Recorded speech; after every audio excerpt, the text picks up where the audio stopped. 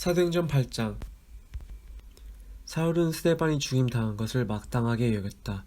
교회가 박해를 받다. 그날에 예루살렘 교회에 큰 박해가 일어났다. 그래서 사울 이외에는 모두 유대 지방과 사마리아 지방으로 흩어졌다. 경건한 사람들이 스데반을 장사하고 그를 생각하여 몹시 통곡하였다. 그런데 사울은 교회를 없애려고 날뛰었다. 그는 집집마다 찾아 들어가서 남자나 여자나 가리지 않고 끌어내서 감옥에 넘겼다. 사마리아의 복음을 전하다. 그런데 흩어진 사람들은 두루 돌아다니면서 말씀을 전하였다. 빌립은 사마리아 성에 내려가서 사람들에게 그리스도를 선포하였다. 우리는 빌립이 행하는 표징을 듣고 보면서 그가 하는 말에 한 마음으로 귀를 기울였다. 그것은 귀신 들린 많은 사람들에게서 악한 귀신들이 큰 소리를 지르면서 나갔고 많은 중풍병 환자와 지체 장애인이 고침을 받았기 때문이다. 그래서 그 성에는 큰 기쁨이 넘쳤다. 그 성에 시몬이라는 사람이 있었는데 그는 마술을 부려서 사마리아 사람들을 놀라게 하며 스스로 큰 인물인 채 하는 사람이었다. 그래서 낮은 사람으로부터 높은 사람에 이르기까지 모두 이 사람이야말로 이른바 하나님의 위대한 능력의 소유자이다 하고 말하면서 그를 따랐다. 사람들이 그를 따른 것은 오랫동안 그가 마술로 그들을 놀라게 했기 때문이다. 그런데 빌립이 하나님 나라와 예수 그리스도의 이름에 관한 기쁜 소식을 전하니 남자나 여자나 다 그의 말을 믿고서 세례를 받았다. 시몬도 믿게 되었고 세례를 받은 뒤에 항상 빌립을 따라다녔는데 그는 빌립이 표징과 큰 기적을 잇따라 행하는 것을 보면서 놀랐다.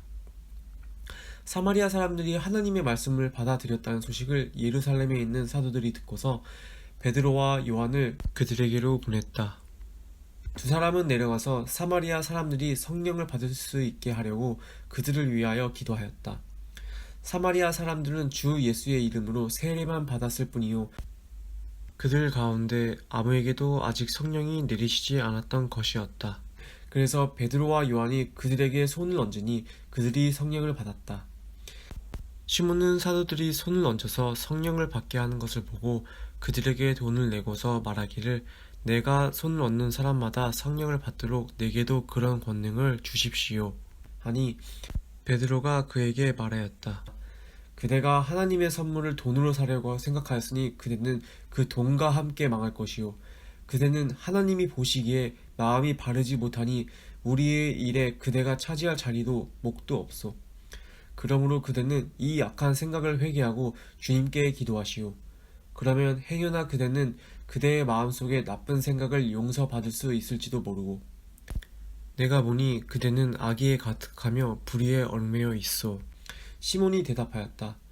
여러분들이 말한 것이 조금도 내게 미치지 않도록 나를 위하여 주님께 기도해 주십시오.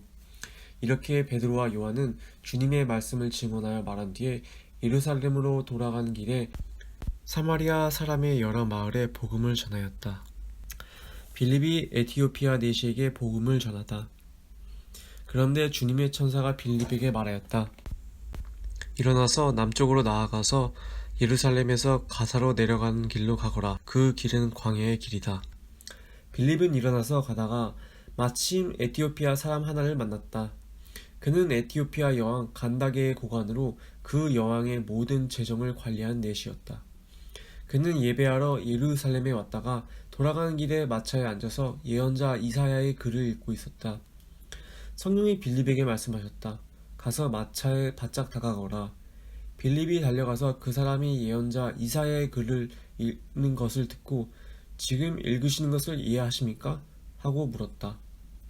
그가 대답하기를 나를 지도하여 주는 사람이 없으니 내가 어떻게 깨달을 수 있겠습니까? 하고 올라와서 자기 곁에 앉기를 빌립에게 청하였다.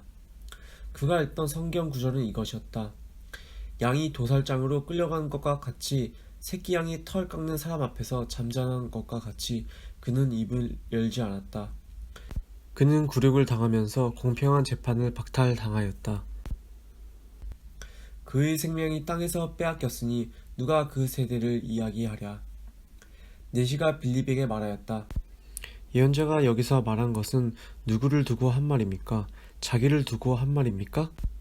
아니면 다른 사람을 두고 한 말입니까? 빌립은 입을 열어서 이 성경 말씀에서부터 시작하여 예수에 관한 기쁜 소식을 전하였다.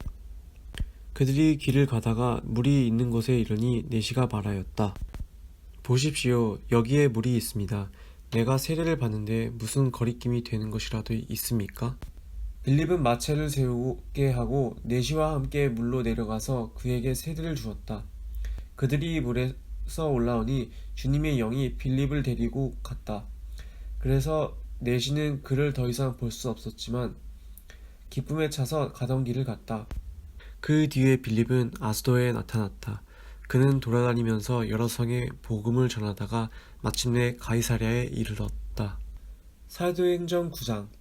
사울의 회개. 사울은 여전히 주님의 제자들을 위협하면서 살기를 띠고 있었다. 그는 대제사장에게 가서 다마쿠스에 있는 여러 회당으로 보내는 편지를 써달라고 하였다. 그는 도를 믿는 사람은 남자나 여자나 가리지 않고 닥치는 대로 묶어서 예루살렘으로 끌고 오려는 것이었다. 사울이 길을 가다가 다마쿠스에 가까이 이르렀을 때에 갑자기 하늘에서 환한 빛이 그를 둘러 비추었다. 그는 땅에 엎어졌다. 그리고 그는 사울아 사울아 네가 왜 나를 핍박하느냐 하는 음성을 들었다. 그래서 그가 주님 누구십니까? 하고 물으니 나는 네가 핍박하는 예수다. 일어나서 성 안으로 들어가거라. 네가 해야 할 일을 일러줄 사람이 있을 것이다. 하는 음성이 들려왔다. 그와 동행하는 사람들은 소리는 들었으나 아무도 보이지는 않았으므로 말을 못하고 멍하게 서 있었다. 사울은 땅에서 일어나서 눈을 떴으나 아무것도 볼 수 없었다. 그래서 사람들이 그의 손을 끌고 다마쿠스로 데리고 갔다. 그는 사흘 동안 앞을 보지 못하는 상태에서 먹지도 않고 마시지도 않았다. 그런데 다마쿠스에는 아나니아라는 제자가 있었다. 주님께서 환상 가운데서 아나니아야 하고 부르시니 아나니아가 주님 여기 있습니다 하고 대답하였다. 주님께서 아나니아에게 말씀하셨다. 일어나서 고든 길이라 부르는 거리로 가서 유다의 집에서 사울이라는 5 사람을 찾아라. 그는 지금 기도하고 있다. 그는 환상 속에 아나니아라는 사람이 들어와서 자기 손에 얹어 시력을 회복시켜주는 것을 보았다. 아나니아가 대답하였다. 주님, 그가 예루살렘에서 주님의 성도들에게 얼마나 해를 끼쳤는지를 나는 많은 사람에게서 들었습니다. 그리고 그는 주님의 이름을 부르는 사람들을 잡아갈 권한을 대제사장들에게서 받아가지고 여기에 와 있습니다. 주님께서 그에게 말씀하셨다. 가거라. 그는 내 이름을 이방 사람들과 임금들과 이스라엘 자손들 앞에 가지고 갈 내가 택한 내 그릇이다. 그가 내 이름을 위하여 얼마나 많은 고난을 받아야 할지를 내가 그에게 보여주려고 한다. 그래서 아나니아가 떠나서 그 집에 들어가 사울에게 손을 얹고 형제 사울이여 그대가 오는 도중에 그대에게 나타나신 주 예수께서 나를 보내셨소. 그것은 그대가 시력을 회복하고 성령으로 충만하게 되도록 하려는 것이요 하고 말하였다. 곧 사울의 눈에서 비늘 같은 것이 떨어져 나갔고 그는 시력을 회복하였다. 그리고 그는 일어나서 세례를 받고 음식을 먹고 힘을 얻었다. 사울이 다마쿠스에서 전도하다. 사울은 며칠 동안 다마쿠스에 있는 제자들과 함께 지냈다.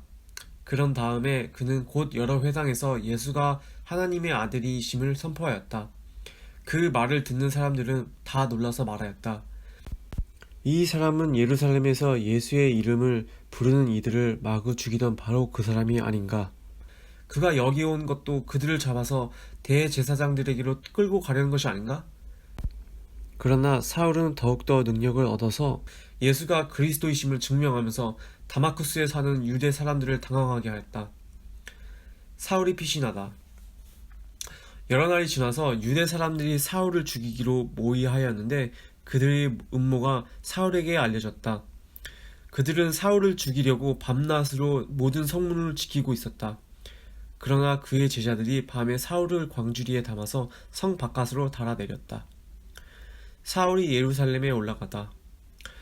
사울이 예루살렘에 이르러서 거기에 있는 제자들과 어울리려고 하였으나 그들은 사울이 제자라는 사실을 믿을 수가 없어서 모두 그들을 두려워하였다.